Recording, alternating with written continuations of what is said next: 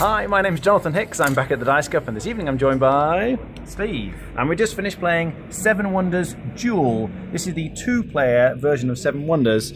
So it's in 3 ages again, so you have your age 1 cards and your age 2 cards. But rather than dealing them out and drafting the cards like normal Seven Wonders, you lay them out in a kind of grid fashion. You actually have different grids depending on which age it is. So this is part of the grid for the 3rd age. And one at a time you pick cards.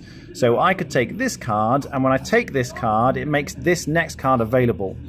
But if this card is taken, you can't take this card until this card has been taken because it's on top. But you can't take this one until this one's been taken. So you have to take this one, then you could take this one, and then this will become revealed. So you turn it over, and then this could be taken.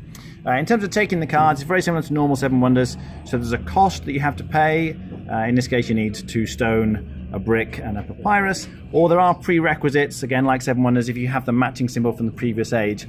So you're trying to collect the different cards. Some of the cards just give you resources you need for other cards. So this gives you a brick or a stone, what have you. Some cards make other cards cheaper.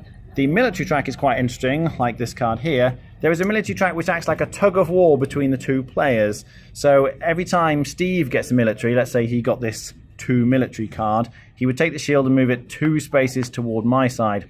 If he ever gets it to the end, he automatically wins the game.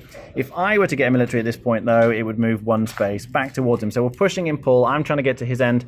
He's trying to get to my end. If you go past these points here, when it arrives here, this forces me to lose 2 money. So they're kind of punishments, if you like, for doing badly on that military track. Other cards are science cards. These are quite important as well. If you get 2 the same of the science cards, you get to pick one of these special ability tiles that sort of comes and sits in front of you. So I got this one, which means any wonders I wanted to build were 2 cheaper. I'll talk about the wonders in a second. But then also, if you manage to get 6 different science cards, again, you automatically win the game instantly. So that, you've got to watch out for that.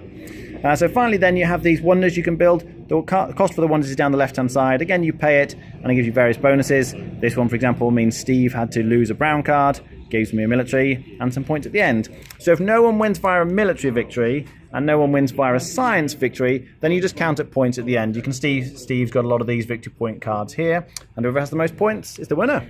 What do we think?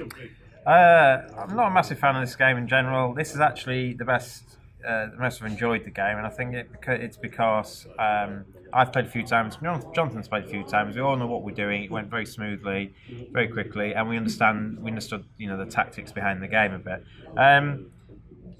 Teeny bit of luck, I think, in terms of being first to get the flipped cards, but again, there's a luck in drafting again. Yeah, it feels like very much a 2-player 7-wonder game. I like the different paths to victory. I think the wonders can be pretty powerful, and some of the science bonuses tokens you get can be pretty powerful too. Rating out of 10? I prefer to play regular 7 Wonders, and there are other 2 games I'd rather play, but I can see it is a good game with lots of strategy. I'm only going to rate it a 6. Okay. I really like this one personally. It very much gives you the 7 Wonders feel, but it does feel different as well. I like the sort of pattern tile thing you lay out in the middle, and how you got to think, if I take this card, that means he will be able to take that card. And what is that face down card? Because that can make a big difference. If they're winning on the military track, you don't want to let them get another military card. That'd be really bad for you. So there's lots to think about here, and it also feels very different to any other 2-player game I've played. So I really like that. If you're in the mood for something different, it is fresh. I really like this one. I'd be on an 8 out of 10. All right, thanks for watching. That was Seven Wonders Duel.